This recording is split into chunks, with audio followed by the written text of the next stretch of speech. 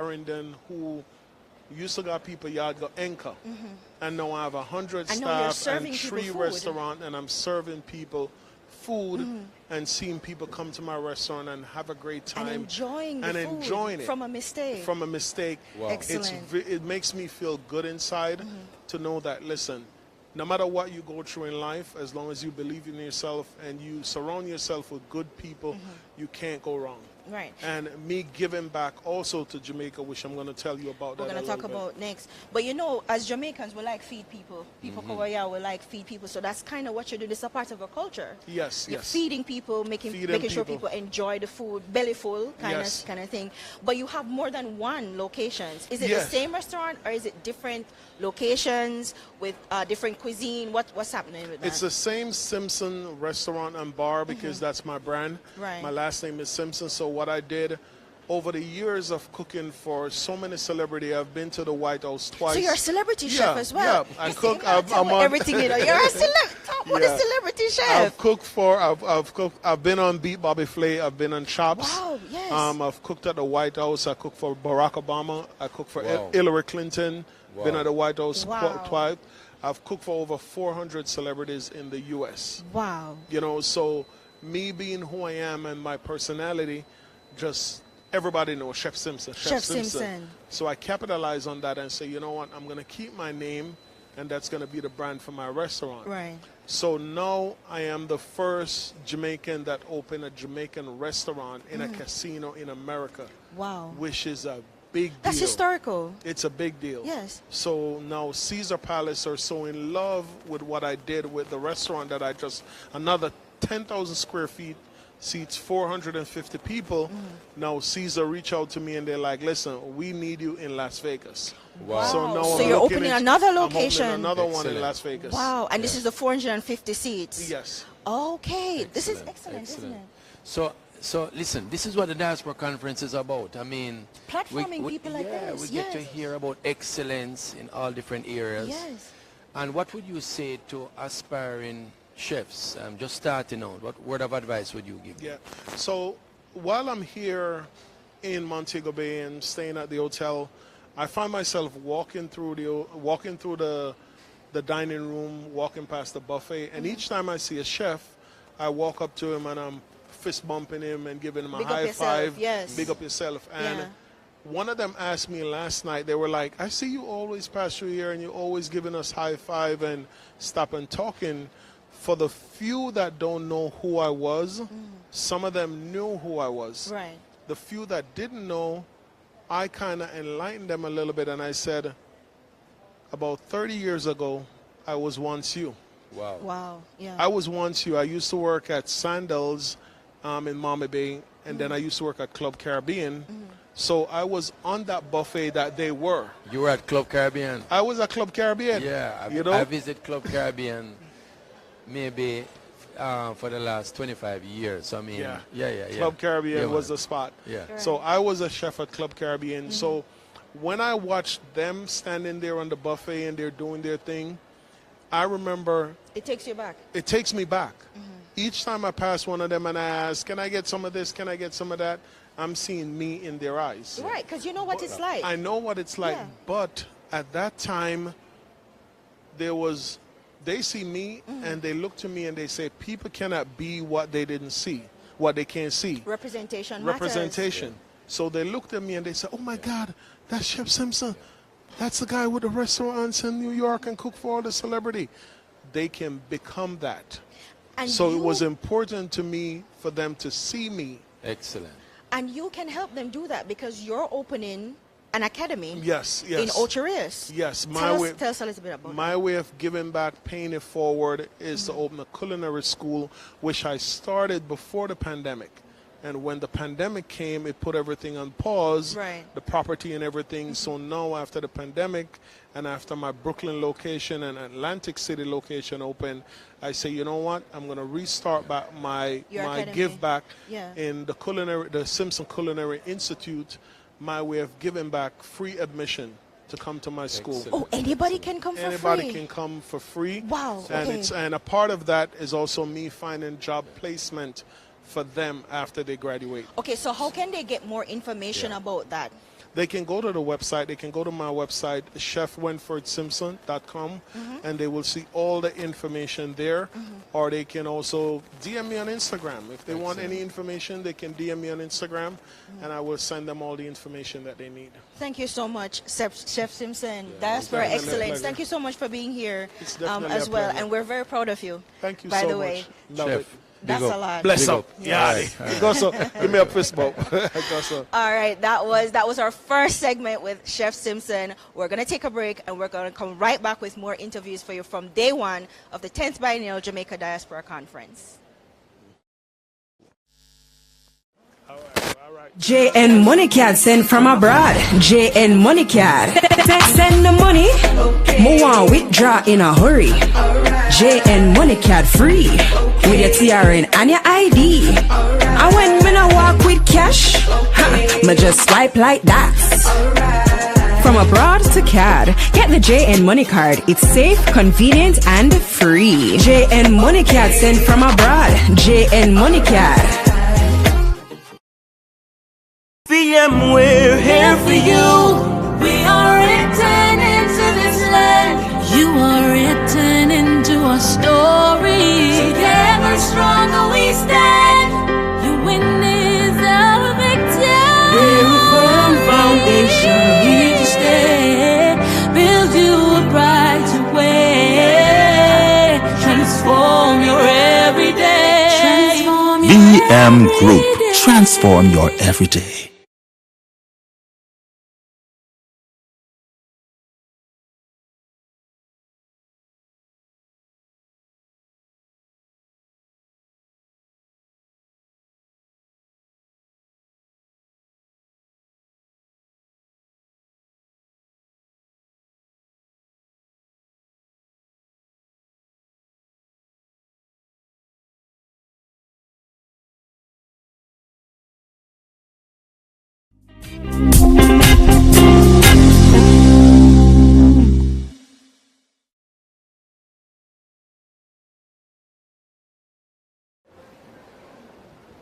Welcome back to Jamaicans.com with our Riverside wrap-up.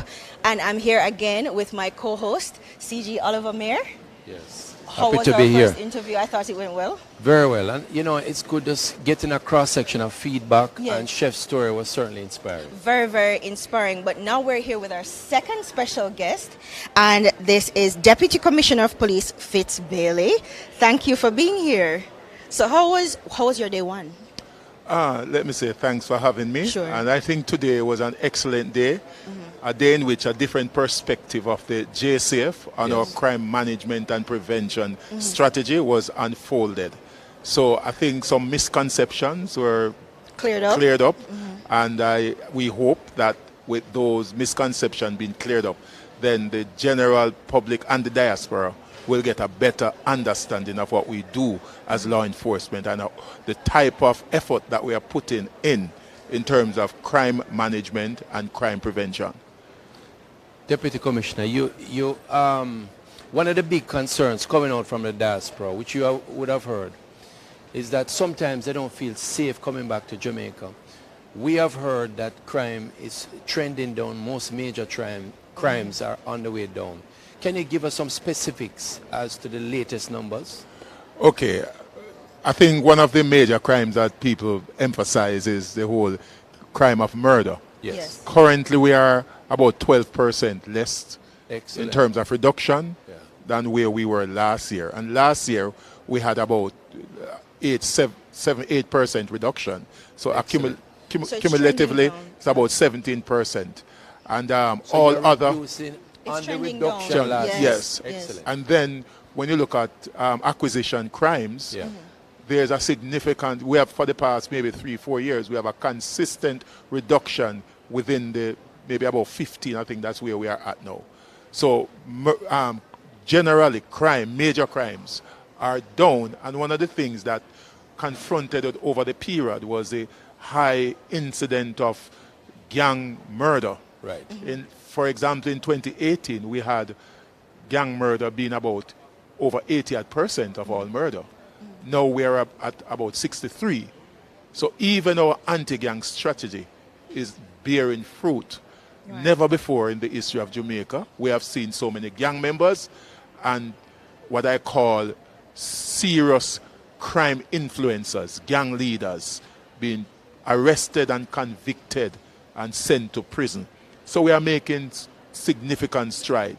And not only that, it speaks to our capacity building in terms of our investigative process. It speaks to how we are professionalizing the police force and also exploiting the use of technology. We are going through a process of modernization within the JCF. And we can feel that because I'm online and I'm seeing the JCF and how they're transforming their entire perception of what the JCF is online. People are falling in love with the JCF, and you know we have historical and adversarial relationship, but that is changing with how you are, you know, approaching social media, for instance, and incorporating popular culture in how you're communicating to persons to get information, etc. Do you think that has played an integral role in your ability to capture and convict? I think a lot of false narrative was being spread about JCF, and I think with the emergence of the social media platform, some of those false narratives are now being debunked. And so people are now seeing the JCF. There's a relatability there now. Yes, they are relating to it.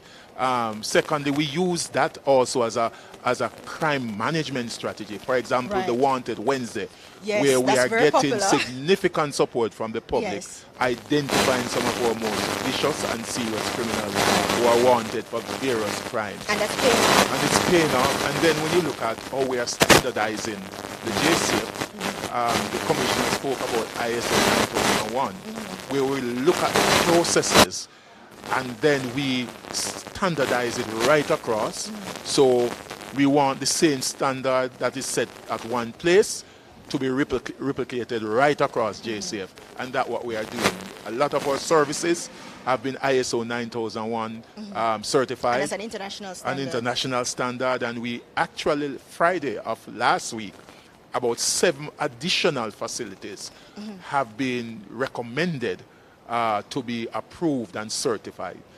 And when we look at our educational facility, our training, our academy, we have also certified a number of the courses that we are doing. So that by itself is actually bringing more professionalism to the JCF, and the public is actually buying into it. And what that sounds like to me, CG Mayor, is that there's an investment, a strategic investment that is being made into the JCF to further the crime prevention agenda, and it's paying off.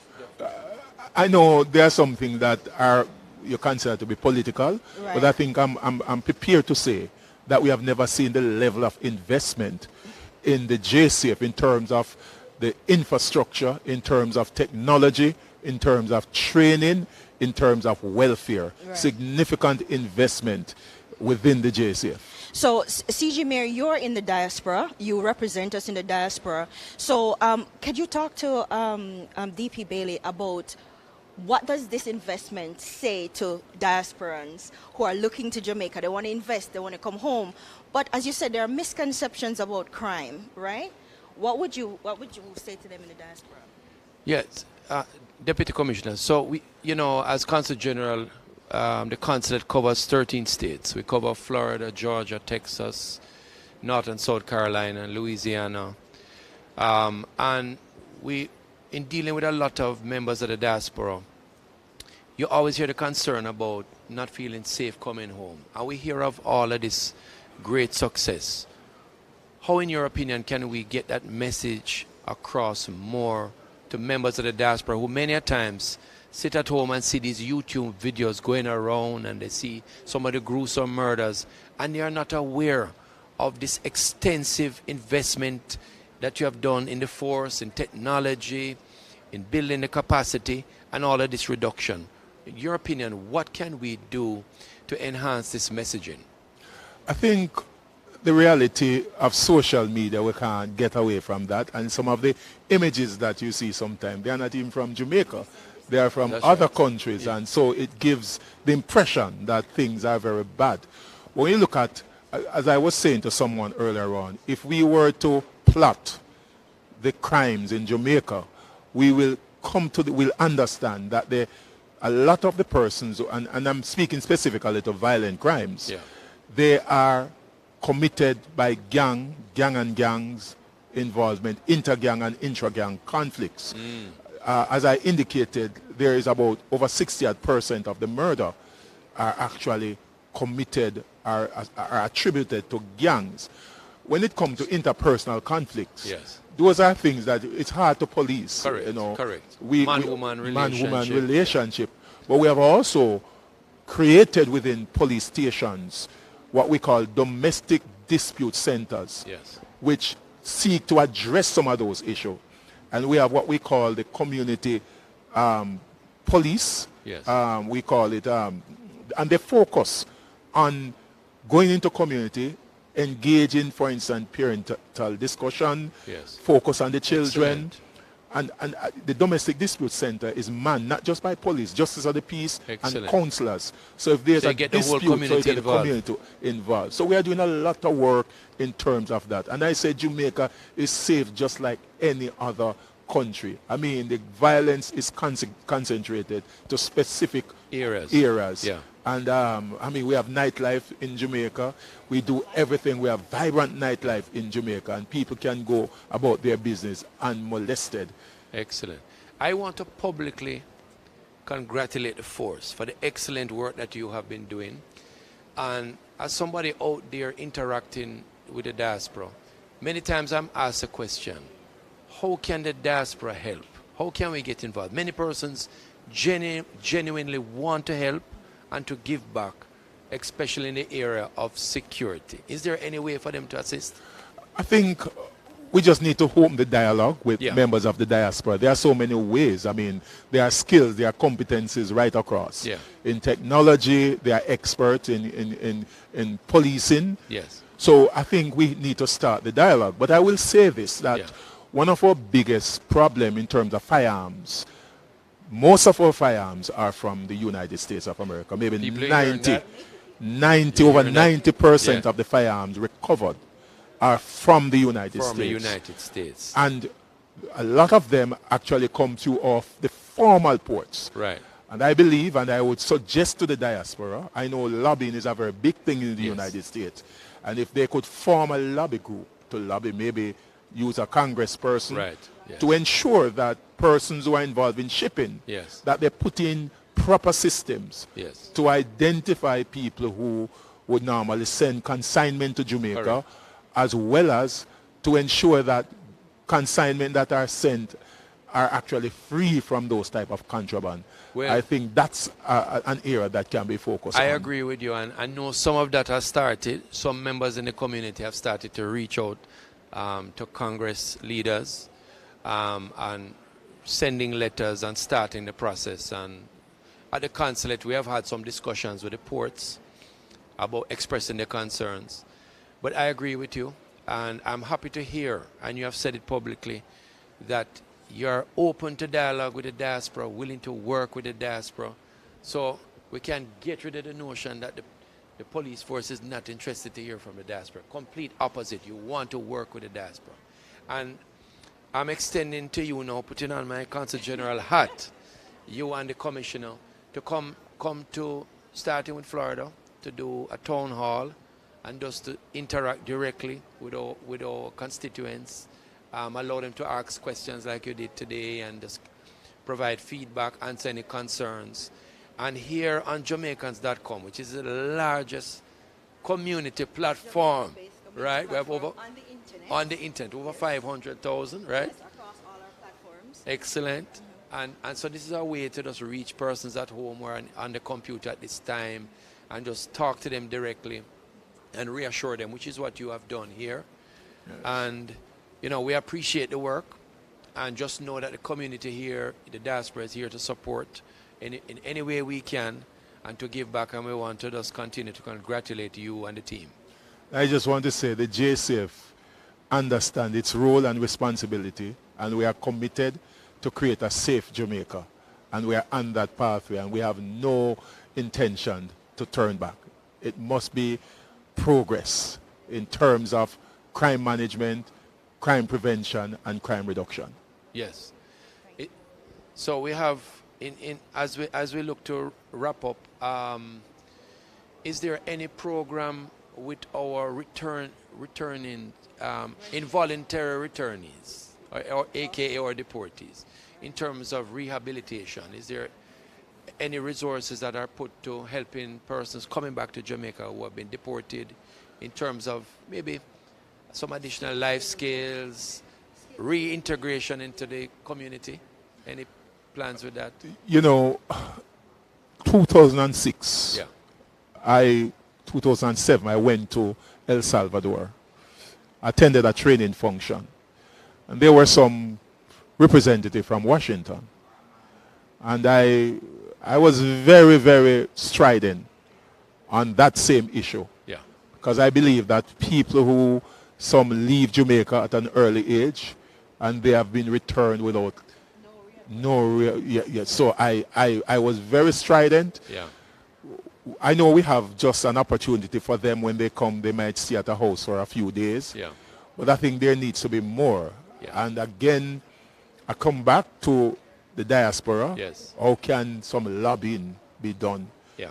to ensure that when these people return, they just don't return with a little knapsack on their back, but they have spent many years, sometimes in the US or in other countries, contributing to the development of that country. Correct. And for whatever reason they become a foul of the law, I believe that sending them back in our country, sometimes they don't have any roots here, their entire roots.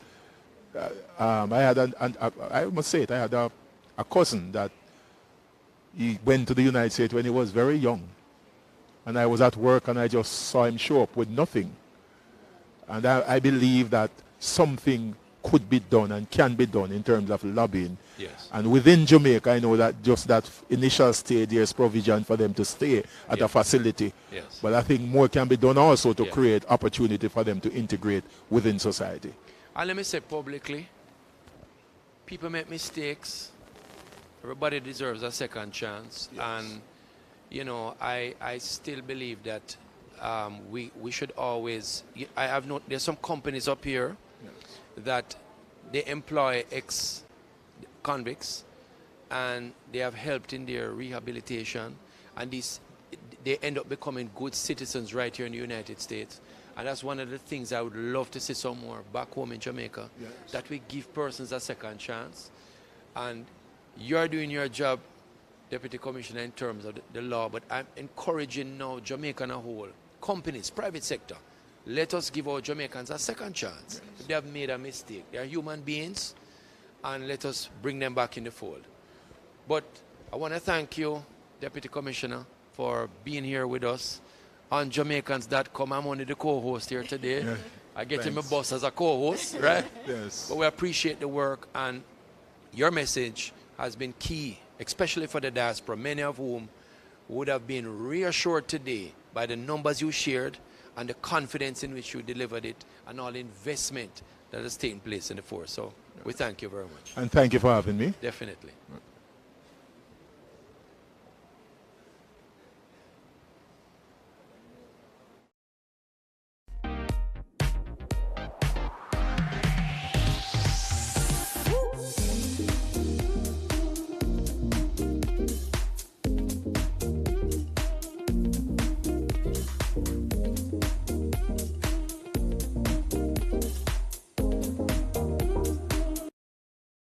We're here for you. We are written into this land. You are written into our story. Together stronger we stand. Your win is our victory. We're a firm foundation. Here to stay. Build you a brighter way. Transform your everyday. VM Group. Transform your everyday. CG, Oliver, Mayor, and we've had some great discussions so far. Up with the Deputy Commissioner Bailey, who talked about the reduction in crime. There's been a year-on-year reduction, and the message is you're safe to come home, you're safe to invest in home. There's a lot of investment happening in order to continue that downward trend. We also spoke earlier to Chef Simpson, and he is a restaurateur, one of the first to open a bar and restaurant in New York. He said, and he's giving back to his homeland by opening an academy, and it's free. Absolutely free. So you can go to his website and find out more information about that. But we have our young guest here today, the beautiful Leah Flynn, and she's a... Where does she live? Where do you live, Leah? I live in Florida. In Florida. Are you happy? He's happy. He's happy. He's happy. Oh, yes. And she is a prodigy. You're a violinist. Yes. Right. So how did you get started playing the violin? First of all, how old are you? 16. 16. She's a 16-year-old violinist and a prodigy. So how did you get started playing the violin? So I've always kind of been interested in music. When I was 3, my dad started me on the piano because he played piano, his family. So he started me on the piano at 3. And then a couple years later, when I was 5, he decided to start me on the violin. And I started playing it. It just came naturally to me. And I genuinely just enjoyed playing it from when I started. So you started at 3. She started at 3 with the piano. Yes. And at 5, you see, this is why she's a prodigy. And at 5 with the violin. So if you were to go back, which would you prefer? The piano? Would you have stuck to the piano, or are you liking the violin? I think I would say the violin. The violin. Because it kind of just naturally clicked to me. I like the piano. I still love the piano, and I'm not professional in it or anything, but I do like playing it occasionally. But the violin just is what stuck. What about playing the violin connects with you? How do you feel when you're playing? So I play multiple different genres. I mostly do classical, but I play other things as well. But what really connects me with the instrument is the fact that I can, express myself with it. I can really make it a story as I'm playing it and make the audience, connect to it. And I love when the audience connects to it and can see that they're, liking what I'm playing. It just really is what motivates me and makes me continue. Okay. What's your favorite, what do you call it? What's your favorite to play?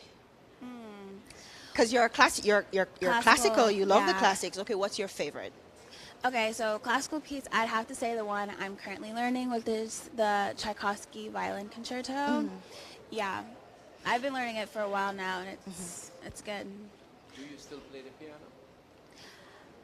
Yes, but not really. If I had to say I'd play violin more, that's what I solely focus on, but I still play it occasionally, I guess. Okay. So another question. So you've been playing here. You played today? Yeah, well, no, not today. I played yesterday at the church. You played yesterday at the church? And then tomorrow I'm going to play before the Prime Minister as well. Okay, what are you going to play for us? Or is it a surprise? I'll tell you. I'll play the Redemption song by Bob Marley and then One Love as well. One Love. Wow. So, what advice would you give, for example, to maybe a male who has tried to play piano all his life and just start and stop and just can't seem to get it right, but still wants to learn to play, and age kind of catching up to him, but him still have a little yearning and want to play piano?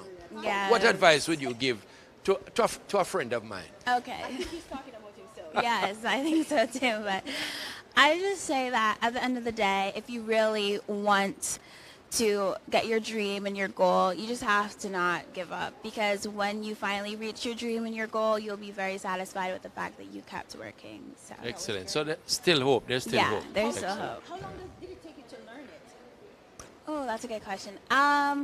It took me, it always came naturally, but before I was able to really, really get good, I'd say maybe 6 months. It took you 6 months to learn the violin? Yeah. Maybe. How long have you been trying to play the violin? No, hold me come in the question. Because you just asked. You just asked about the violin. So, you're from Florida. You live in Florida. Yes, I do. And you're a concert journalist who? Oh, what? All right. Good. So I don't know, you may have heard that your CG tends to like to sing. So I would love us, no. But if you have somebody playing well, it allows the singer to sound even better, right? So let us work on a thing together. Okay, sure. Make me look good. And Mommy, is that okay? Good. DJ only want to drop a Yeah, especially with the violin, yes. But listen, that's right. Listen, I just want to say how proud we are of you. Thank you. We are excited when we see our young people come out and are participating in the diaspora. And you are representing excellence. I want to say big up to Mommy, big up to Daddy. I remember when we took the picture earlier today, I could feel that pride from your parents, and they clearly have played a critical role, and I want to thank Mommy and Daddy. Yes. And I want to encourage you to continue to embrace the arts, continue to be a shining example of excellence. All the best tomorrow with the Prime Minister. Thank you. All the best later on when you go and sing with the Consul General. Okay, thank you. Before we go, Leah, where can we find you to support you online? Yeah, so you can go to Instagram, Facebook, or other social medias at Leah Flynn Violin. Leah Flynn Violin. Thank you so much. Thank you. We'll be right back. Yep.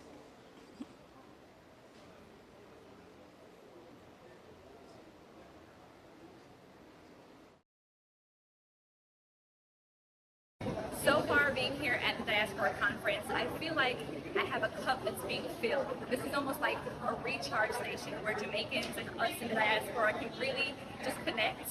We can share our stories, we can talk about our personal narratives, and see how we can continue to join forces to be able to push forward.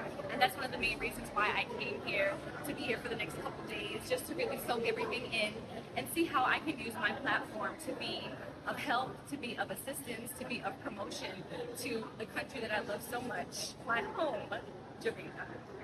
My name's Judith Slater and I'm the British High Commissioner to Jamaica.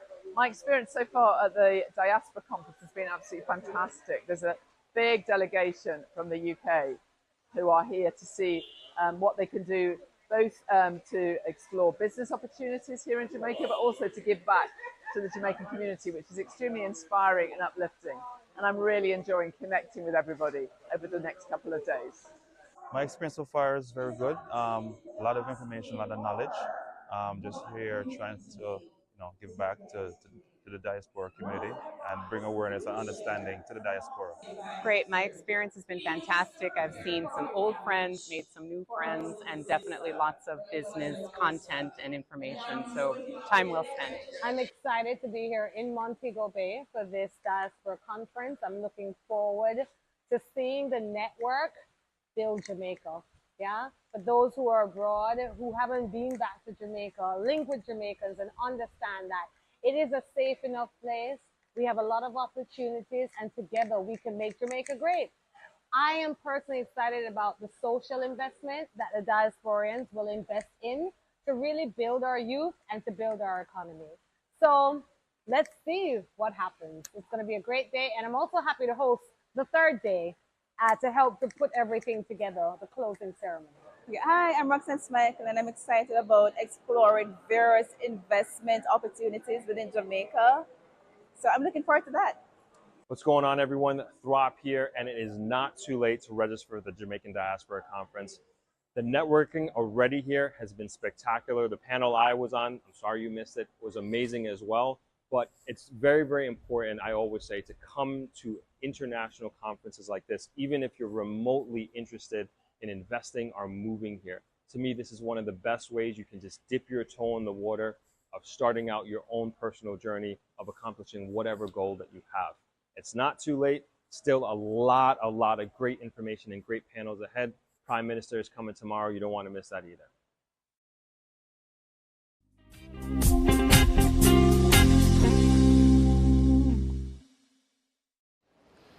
Okay, welcome back to Jamaicans. What? I'm still here. Your co-host, Consul General Oliver Mayer, and the lovely Kadia is right here with me doing such a fantastic job. And you just heard from some of the participants at our Diaspora Conference, and nobody was paid to give you that feedback, all right? Everybody you can hear has had a great experience from day one, and if you're not here, you can still get on the plane and fly down and be a part of day 2 and day 3. So it has been a fantastic day so far, and I have a very special guest. We have a very special guest. The gentleman who perhaps, arguably, has worked the hardest on this conference or had the most at stake. All right, I don't know. But our Minister of State in Foreign Affairs and Foreign Trade, Honorable Alondo Terong, is with us. Welcome, sir. How are you feeling? Hello, Oliver. How are you doing? To all our listeners, viewers on Jamaicans.com and, of course, on JIS. It is, you know what, I'm absolutely thrilled.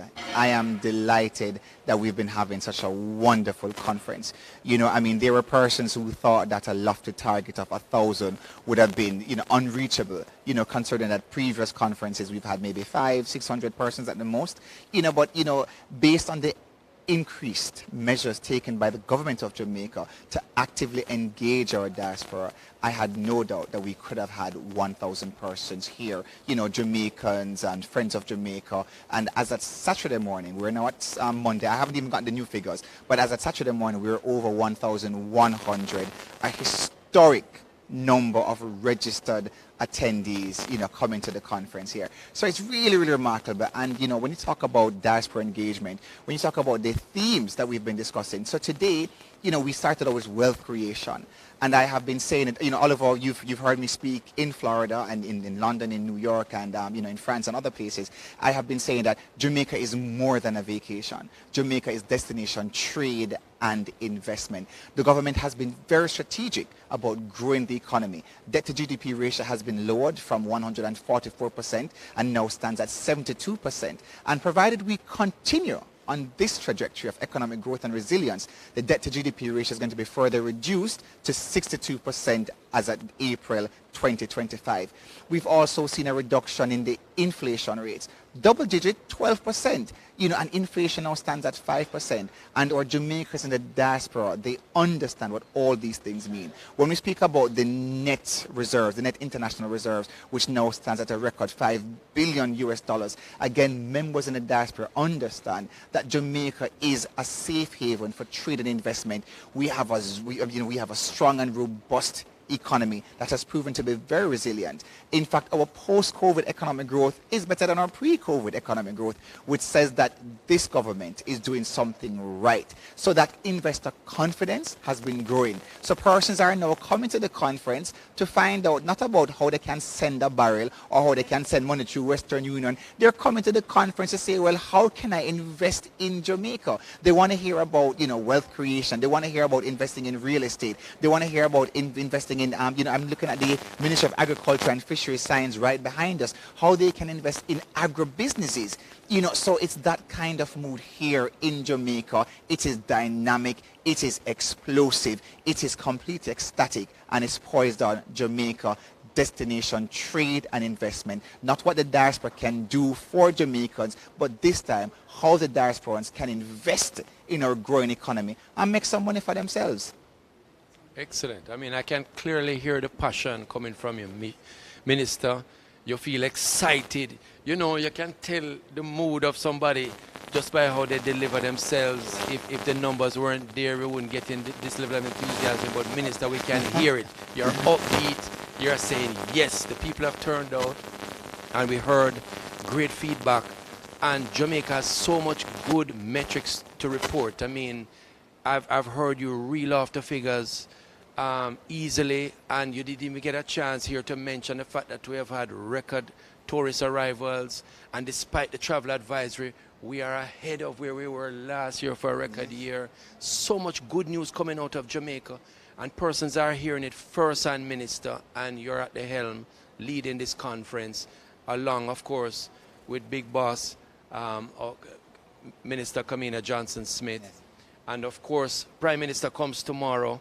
What can persons look forward to for day two? Yes, so for day two, we start off with Eat Jamaican. So the Ministry of Agriculture, they will start out at about 8:45 tomorrow morning. So again, if you don't book your plane ticket yet, you can get the early morning flight out of Miami, and you can get to Montego Bay. Yes. At 8:45, 9 a.m. will be doing a presentation, Eat Jamaican. There's a growing demand for Jamaican orchard crops. So whether it's the ackee or the breadfruit or the mango and so forth, and even companies like Grace, who's one of our legacy partners, Grace is saying, we do not have sufficient products, to supply the global market. So imagine if you came to Jamaica, speak to Jampro, because our Jampro reps are here. They have a booth. They'll be here all throughout the conference. And you say, listen, I have a little bit of shillings put down. You see, my grandparents would say a little bit of shillings, I have some money put down, and I want to invest in 5 acres of, let's say, ackee or breadfruit or mango, etc. How can you go about helping me? And that's what we're saying, So tomorrow, Eat Jamaica, later in the afternoon, again, a full session on agribusinesses. The Prime Minister will be here, and of course, again, he'll be speaking about the importance of diaspora engagement, the national diaspora policy, and what it means to have so many of our Jamaican family coming back home to play their part. So we'll be hearing also more from our thought leaders and industry players. For example, in education. Education, again, is another big area in which the diaspora has continued to contribute. Today, we heard in one of our breakaway sessions about customs and focusing on how we can get educational goods and items into the country hassle-free, and paying, minimum duties as well as with the health sector, the kind of duties that are available in that regard. So tomorrow we hear about revolutionizing education in the digital era. We'll also hear about the creative industries. So we have, one of our superstar Jamaicans who's come home, Kadeen Ellis, and she'll be a part of that creative industry panel. She's an award-winning BET actress, writer, etc. So the creative economy is at front stage tomorrow, looking at film as well, with the film commissioner, sports, Minister Greens is going to be here. Kwame McPherson, again, literary giant as well. Andrea Dempster speaking about painting and the creative economy, looking at how they've repainted Kingston with the creative city, so many good things happening tomorrow, as well as Wednesday, big topic items. So again, if education is not your big strong point of the creative industry, but you want to hear about the future of Jamaica in terms of constitutional reform, as Jamaicans, should we have one as the prime minister of a country? When you talk about constitutional reform, or the president or a minister of government even, should you have 1 foot in, 1 foot out? So it's that kind of discussion to say, but certain people who occupy the highest office or want to occupy the highest office in the land, you should be completely committed to Jamaica. You shouldn't have a life raft. So if you steer the ship into the Titanic or into the iceberg and the ship sinking, then what happens? You leave everybody else to drown and then you go back somewhere else. But I mean, that kind of thinking, just for discussions, obviously. But again, great topics happening. We're focusing on youth empowerment. Excellent. So tomorrow, one of our top topics tomorrow are the youth panels. We have our young persons who've come from, they've come from France, the other parts of Western Europe. They've come from the United Kingdom, Canada, the US, the Caribbean, and they'll be a part of the plenary session speaking about empowering our youth. How can young people in Jamaica and young people across the diaspora work together to play their part in national growth and development? So all around, exciting topics, something for everyone. And it really has been, listen, I'm so proud of my Jamaican family. Our team at the ministry, they have, in particular our diaspora department, they have worked night and day so that we could have this. We also have a record number of sponsors, our legacy partners, Grace Kennedy, Jamaica National, Victoria Mutual. They have been great, and of course our new sponsors come on board like Island Car Rental, the Jamaica Tourist Board, Blue Maho and others. But it's a good conference, National Bakery as well, so we want to thank everybody. It's a whole of government approach, and as I've always maintained, a united Jamaica will succeed. A Jamaica that wins for everyone, Jamaicans at home and Jamaicans abroad. And so we approach this conference, diaspora engagement, with one voice, one Jamaica, united, not fragmented. And you can hear that. You can hear the unity, you can feel the unity. Minister, you talk good, I must tell you, right? There's something magical about being here in Montego Bay. We had a couple sessions. I came in this morning, went to 5 or 6 sessions, and somehow, the wife called and said, come and eat lunch, headed back to the hotel, took a little dip in the water, and I'm back here doing the interview. And there's something magical about having a conference right here in Montego Bay. People feel more relaxed, they get more involved, they're more excited. What's your feel, Minister, on this? No, it truly is magical. I mean, and when you have, when they say family members come from near and far and we're getting together, it's the grand homecoming. This is the big family reunion, and that's a part of the magic. We have Jamaicans who have come from over 15 different countries. Jamaicans have come from far as the Middle East. Yeah. They've come from Africa. We have Jamaicans here from Ghana, Nigeria, from the motherland. Jamaicans are coming from Europe. They're coming from Latin America, Chile and so forth. They're coming from, of course, the traditional areas, the United Kingdom, Canada, and the USA. But, it's the large number of Jamaicans who are coming from non-traditional destinations. Yes. So we start out tomorrow as well. The Prime Minister comes for the 10 o'clock official launch, and I can tell you from now we'll be having an amazing flag ceremony, again, led by our Jamaican youth. I mean, that'll be interesting as well. So that part will be live streamed. But guess what? If you're gonna have internet troubles, just book the ticket and come down so you can be there for that flag ceremony tomorrow. And of course, to hear the most honorable Prime Minister, Andrew Holness, speaks about national development and of course continued engagement and that sort of respect and appreciation that we have for the diaspora. Well, Minister, I want to just congratulate you. You have certainly hit the ground running. You have been very active in all the communities since being appointed. And I'm sure after day one you must feel proud about how it has turned out. And we look forward to day 2 and day 3 and just encourage you to continue the good work. And for those listening, again, there is still time. You can still book your ticket, come down and be a part of an event that takes place every 2 years. You don't want to wait 2 years. You want to experience it now. Be a part of the conversation. I'm proud of a particular region who has come out strong. I won't say more about that, right? But listen, everybody who took the time to invest and to come here to the conference, I say big up to you. We love you. Minister, continue the good work, sir. We look forward to speaking to you again tomorrow to get your feedback on how the day went. All right. Blessed love to you all. Cheers. One love.